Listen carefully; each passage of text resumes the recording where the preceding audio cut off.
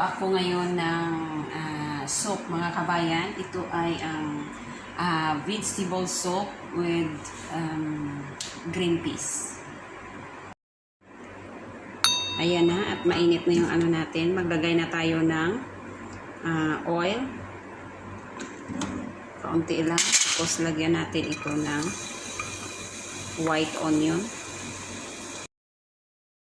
Ayan na, at ilagay na natin itong carrots at saka yung potato. Paghahaluin lang natin.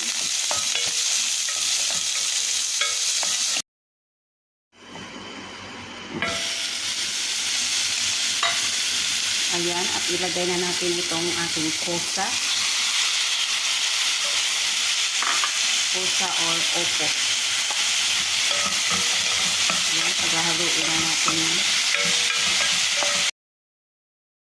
Maglagay lang tayo ng magic.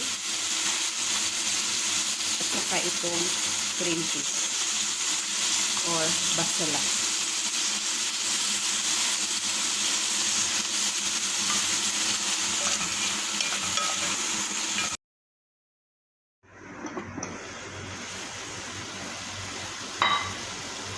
Tapos lagyan natin ng tubig para ipakulo natin.